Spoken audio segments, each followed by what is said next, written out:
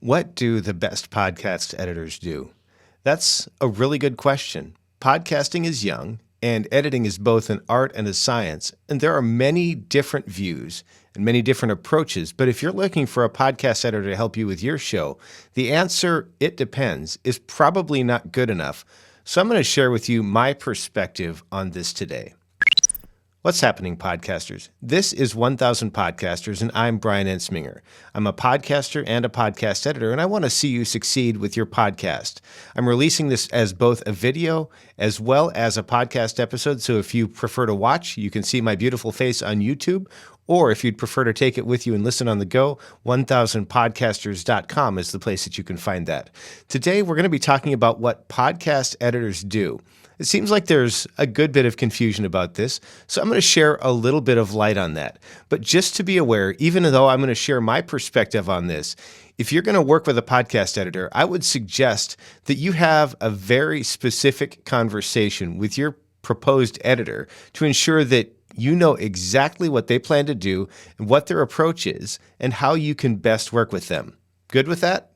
Okay, so what does a podcast editor do? Well, truthfully, it does depend a bit on the editor and the kind of editing that you want done. But in reality, the best editors do more than just add advertisements, an intro, and an outro. There's more to it than that. However, for the sake of the conversation, we're going to first talk a little bit about the podcast editing continuum, or the spectrum of podcast editing, because there are different philosophies of editing, and then we're going to talk about some of the additional things. So here's the podcast editing continuum. This is just how I view it. And we'll think about it as a continuum from left to right. If you're thinking about the left side, you might have what we call light touch editing or keep it real editing. We'll keep most, if not all, of the original recording and only fix things that are obviously wrong. In the middle, we might have something that's more along the lines of detailed editing or streamlined conversational editing. We're going to remove verbal tics, pauses that are too long, and we're going to do all that kind of stuff while preserving the natural flow of the conversation. And then off to the right, we're going to have what I think of as story flow or narrative content editing. In this style, the original recordings, often hours of tape, if you will, are chopped up and key clips are selected and arranged, a new narrative script is written, and then there's a whole lot more that goes into that. However, for most independent podcasters, the story flow editing is out of scope, and so I'm going to leave it out of this video as well. And just be aware that it is a real editing style, and there are some very good podcast editors that do this kind of stuff. It's just a little bit out of the scope of this. So what do quality podcast editors do? These only describe the different approaches to one part of what a podcast editor can do and likely should do. But it's the part where the editor is working on the dialogue. However, unless you have a team working on the audio for your podcast production, your editor might also be functioning as the mixing and mastering engineer. They may handle audio restoration and a whole lot more. So there are some additional things that many podcast editors do that maybe some others don't. And this is a typical process flow for a really good podcast editor. The first thing that they're going to do when they receive something from you is they're going to precondition the audio. And you might be wondering why I'm going so crazy in describing all of this. Preconditioning audio is where you make the audio sound as good as it possibly can before you do anything else. And here's the deal. Not every single audio recording is ever perfect. In fact, most aren't. But even if you didn't catch the best possible audio, a professional editor is going to help you get as close as you can to perfection before they start editing. In many cases, this is going to be the first step to audio production for your show. They'll be assessing the quality of the original podcast recordings. They're going to be making any needed improvements. A good podcast editor at this stage might discover that there's some persistent background noise that needs to be reduced. They may find mouth noises or clicks that might be distracting, and they may try to remove those, as well as popping P sounds or plosives. And in some cases, there may even be additional work to bring other things out of the recording to get the overall recording up to a professional level. This is a step that some podcast editors skip right over, but in my view, it's very important. In fact, I'll just tell you, in some cases, this step alone can account for 25% or more of the time that I put into editing a podcast episode because of the restoration that needs to happen. After all, post-production starts with the very first part of the podcast recording, and sometimes you have to get that fixed up a little bit before you can move on. The second stage is what I call assemble and mix. After you've ensured, or after your editor has ensured that each individual file is as good as it can possibly be, your project is going to need to be assembled and mixed. And we're going to focus on this in two parts. First, there's the assembly. Each episode will likely have at least 3 different elements: an introduction, the main content, and then the end, or an outro. This is the typical stuff that you'll see in a podcast episode. Some productions may have more. For example, different segments, maybe multiple guests, maybe ads or sound effects, and so on. And additionally, there may even be parts of the main content that you would like to have removed. The assembly stage is where everything from each track is put together, and whatever has been flagged for removal will come out.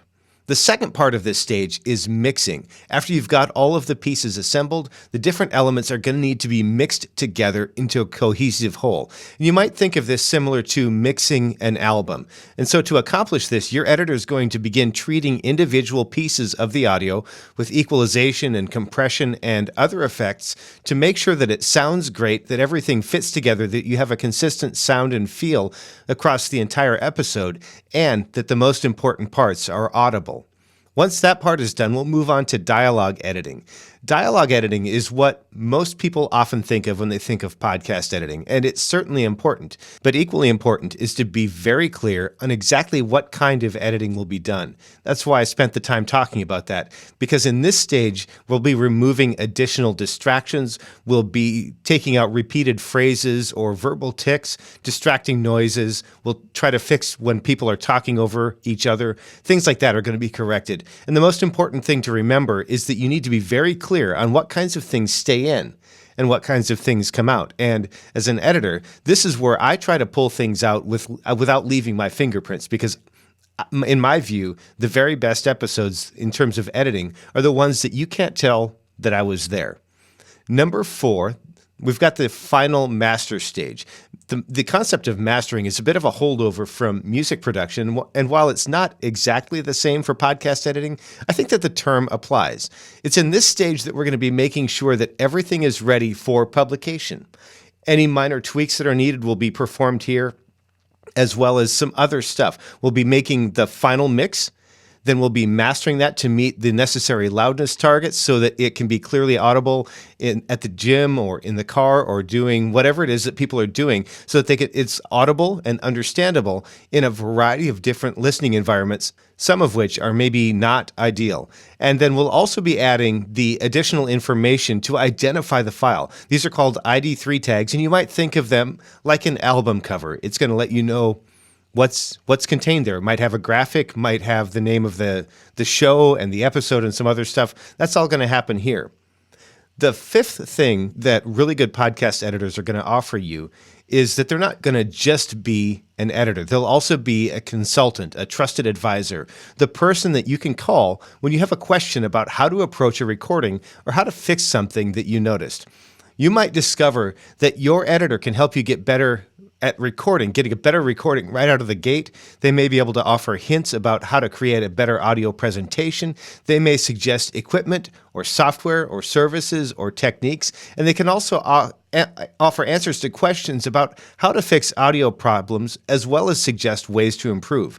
While your podcast editor may not be the person that you're going to ask about how to market your show, a really great podcast editor will be able to get you sounding great and provide you with the guidance you need. The very best podcast editors are really more than editors. They're one part audio editor, they're one part mix engineer, one part dialogue editor, one part mastering engineer, and one part consultant. And that's the key. These editors, these high quality editors, are going to be able to help you with every aspect of your audio production for your podcast. Everything from recording the raw audio to final publication. They can be your key partners to help you produce your great show. That's what I try to do for my clients, and I know that there are others out there that do the same as well.